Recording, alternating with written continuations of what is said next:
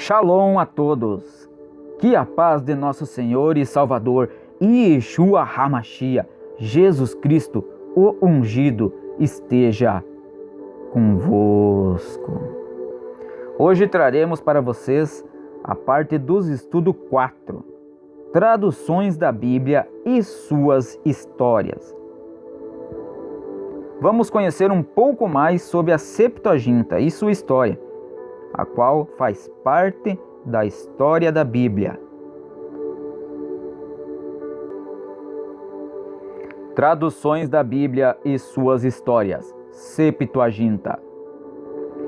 A Septuaginta é o nome da versão da Bíblia hebraica traduzida em etapas para o grego koiné, entre o século III e o século I a.C., em Alexandria. Dentre outras tantas, é a mais antiga tradução da Bíblia hebraica para o grego, língua franca do Mediterrâneo Oriental pelo tempo de Alexandre o Grande. A tradução ficou conhecida como a versão dos 70 ou Septuaginta, palavra latina que significa 70 ou ainda LXX, pois 72 rabinos, 6 de cada uma das 12 tribos, trabalharam nela e, segundo a tradição, teriam completado a tradução em 72 dias. A Septuaginta, desde o século I, é a versão clássica da Bíblia hebraica para os cristãos de língua grega e foi usada como base para diversas traduções da Bíblia. A Septuaginta inclui alguns livros não encontrados na Bíblia hebraica. Muitas Bíblias da Reforma Protestante seguem o cânone judaico e excluem estes livros adicionais. Entretanto, católicos romanos incluem alguns desses livros em seu cânon, e as igrejas ortodoxas usam todos os livros conforme a Septuaginta. Anglicanos, assim como a Igreja Oriental, usam todos os livros exceto o Salmo 151. E a Bíblia do Rei Jaime, em sua versão autorizada, inclui estes livros adicionais em uma parte separada chamada de Apócrifa. A Septuaginta foi tida em alta conta nos tempos antigos. Filon de Alexandria considerava-a divinamente inspirada. Além das traduções latinas antigas, a Septuaginta também foi a base para as versões em eslavo eclesiástico, para a Hexapla de Orígenes e para as versões armênia, georgiana e copta do Antigo Testamento. De grande significado para muitos cristãos e estudiosos da Bíblia, é citada no Novo Testamento e pelos padres da Igreja. Muito embora judeus não usassem a Septuaginta desde o século II, recentes estudos acadêmicos trouxeram um novo interesse sobre o tema nos estudos judaicos. Alguns dos pergaminhos do Mar Morto sugerem que o texto hebraico pode ter tido outras fontes que não apenas aquelas que formaram o texto massorético. Em vários casos, estes novos textos encontrados estão de acordo com a Septuaginta. Os mais antigos códices da LXX, vaticanos e sinaíticos datam do século IV. Controvérsia. A controvérsia quanto à veracidade de que a Septuaginta tenha mesmo existido como uma versão pré-cristã do Velho Testamento em grego, pois nunca foi encontrada nenhuma versão do Velho Testamento em grego, datando antes de Orígenes, de 185 a 253 d.C.,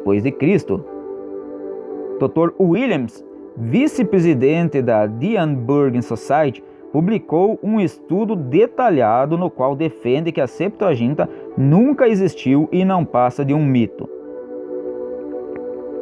Os defensores da Septuaginta alegam que Jesus Cristo e os apóstolos citaram a Septuaginta. Dr. Williams alega que foi Orígenes quem utilizou o grego do Novo Testamento para traduzir em grego o Velho Testamento na sua obra Hexapla. Dr. Williams argumenta que esta coluna da Hexapla escrita por Orígenes hoje é chamada de Septuaginta, porque a Septuaginta propriamente dita não existe. Mesmo Jones e Silva, defensores da Septuaginta e escritores proeminente livro Invitation to Septuagint, Convite à Septuaginta, expressam em suas ocasiões a fragilidade que cerca o assunto. Num dos casos, o leitor é advertido, portanto, que na verdade não existe uma Septuaginta. E na outra, estritamente falando, não existe uma Septuaginta. Esta parece até uma declaração estranha num livro chamado Convite à Septuaginta. Mas, a menos que o leitor compreenda a fluidez e ambiguidade do termo, ele ou ela irá se confundir rapidamente pela literatura. Pró-Septuaginta. Vários estudos atestam que os apóstolos e evangelistas usaram a Septuaginta. A Sociedade Bíblica do Brasil afirma que, pois, como se sabe, muitas citações e alusões do Antigo Testamento no Novo Testamento procedem diretamente da clássica versão grega, e que das 350 citações que o Novo Testamento faz do Velho Testamento, pelo menos 300 provêm da versão grega. Exemplos de trechos referentes à Septuaginta podem ser encontrados no Evangelho segundo Mateus, por exemplo, onde Jesus Cristo, em resposta ao diabo, diz: Está escrito, não só de pão vive o homem, mas de toda a palavra que procede da boca de Deus. Mateus capítulo 4 e verso 4. Jesus referiu-se em Deuteronômio capítulo 8, verso 3, onde é usada da boca do Senhor, enquanto a Septuaginta traz da boca de Deus. Criando o texto. De acordo com o historiador judeu Flávio Joséfo, sábios judeus traduziram a Torá para o grego koiné no século III a.C. Outros livros foram traduzidos ao longo dos 2 séculos seguintes. Não é claro quando ou onde cada tradução foi realizada. Alguns livros podem inclusive ter sido traduzidos mais de uma vez, configurando diferentes versões e posteriormente revisados. A qualidade e o estilo dos diferentes tradutores também variavam consideravelmente de livro a livro, indo da tradução literal à de paráfrase e à interpretativa. De acordo com a avaliação de um estudioso, o Pentateuco foi razoavelmente bem traduzido, mas o resto dos livros, especialmente os poéticos, foram em geral mal feitos e contêm mesmo alguns absurdos. À medida que o trabalho de tradução gradualmente progredia e novos livros eram adicionados à coleção, a abrangência da Bíblia grega passou a ficar um tanto indefinida. O Pentateuco sempre manteve a sua preeminência como base do cânon, mas a coleção de livros proféticos, a partir dos quais os Nevim foram selecionados, teve sua composição alterada por ter vários escritos hagiográficos nele incorporados. Alguns dos escritos mais recentes, os chamados Anagiognoskomena em grego, não estão incluídos no cânon judaico. Dentre estes livros estão os livros dos Macabeus e o Eclesiástico.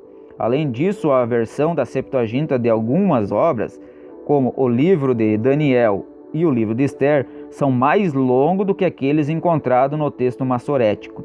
Alguns livros posteriores, como o livro da Sabedoria, segundo Macabeus, entre outros, aparentemente já foram compostos em gregos e não em hebraico. A autoridade do grupo mais extenso de escritos a partir dos quais se formou o Ketuvim ainda não havia sido determinada, apesar de que algum tipo de processo seletivo deve ter sido empregado, uma vez que a LXX não inclui outros documentos judaicos bem conhecidos como o livro de Enoque e o livro dos Jubileus, entre outros escritos que atualmente são parte da pseudepigrafia.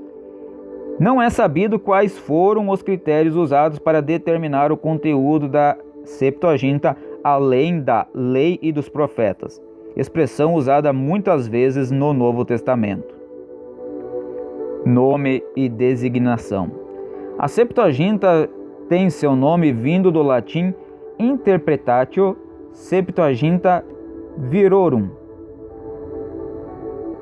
transliterado para o grego re metafares ton hebdomen conta, tradução dos 70 intérpretes. A palavra Septuaginta acrescenta mais detalhes. No entanto, não foi até o tempo de Agostinho de Hipona, de 354 a 400 depois de Cristo, que a tradução grega das escrituras judaicas veio a ser chamada pela Septuaginta, termo latino que significa 70 ao invés de 72. Em sua Cidade de Deus, em 1842, enquanto repetindo a história de Aristeu com enfeites típicos, Agostinho acrescenta o comentário: é a tradução que agora se tornou tradicional para chamar a Septuaginta, um latim omitido. Agostinho, portanto, indica que este nome para a tradução grega das Escrituras foi um desenvolvimento recente, mas ele não oferece nenhuma pista sobre quais os possíveis antecedentes que levou a este desenvolvimento. Pré-definição, Biblerverse, Antiguidades, página 1257 e 1286, Joséfo ou de uma Elisão. Este nome Septuaginta parece ter sido desenvolvido do IV para o V século. O título latino se refere ao relato legendário contido na pseudepigrafia Carta de Aristéias, em que o rei do Egito, Ptolomeu II Filadelfo, pede a 72 rabinos judeus que traduzissem a Torá para o grego, com o fim de incluí-la na Biblioteca de Alexandria. Uma versão posterior da lenda, narrada por Filon de Alexandria, afirma que, apesar dos tradutores terem sido mantidos em salas separadas, todos eles produziram versões idênticas do texto em 72 dias. Apesar desse relato ser historicamente implausível, sua redação traz à tona o desejo dos sábios judeus da época de apresentar a tradução como divinamente inspirada.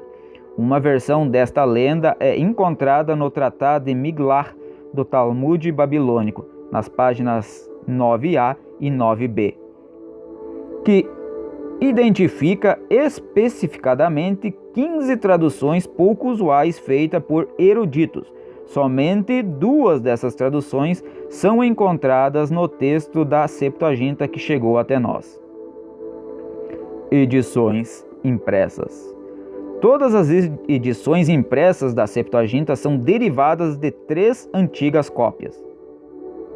A Editius Princeps é a Bíblia poliglota complutense, baseada em manuscritos atualmente perdidos. É considerada bastante próxima aos mais antigos manuscritos. A edição Aldina publicou-se em Veneza em 1518. O texto aproxima-se mais do Codex B do que do Complutense. O editor não os especifica que manuscritos usou. Foi reimpressa diversas vezes. A edição mais importante é a Romana ou Sistina, que reproduz exclusivamente o Codex Vaticanus. Foi publicada pelo cardeal Carafa com a ajuda dos vários peritos em 1586, autorizado pelo Papa Sisto V, para ajudar nas revisões em preparação da Vulgata Latina, requisitada pelo Concílio de Trento. Transformou-se num repositório de textos do Antigo Testamento grego e teve muitas edições novas, tais como o de Holmes e de Parsons, de Oxford, 1798 a 1827, e as 7 edições de Constantin von Tischendorf, que se publicaram em Leipzig entre 1850 e 1887. sendo que os últimos 2 publicou-se após a morte do autor na revisão de Nestle e as 4 edições do Henry Berkeley Swift em Cambridge, 1887 a 1895, depois em 1901 e 1919, etc. A edição de Grabe foi publicada em Oxford 1707 a 1720 e reproduzida de maneira incompleta no Codex Alexandrinus de Londres, para edições parciais. Veja Vigoroux, na sequência de 1643. Agora eu vou deixar para vocês aí as referências citadas. Aí podemos conhecer um pouquinho mais sobre a Septuaginta, a primeira tradução da Bíblia para outra linguagem que não a hebraica. Então eu aguardo vocês aí para o próximo vídeo, onde conheceremos um pouco mais sobre a Vulgata Latina, a Bíblia dos Romanos. Que Deus abençoe. Fiquem com Deus e até lá.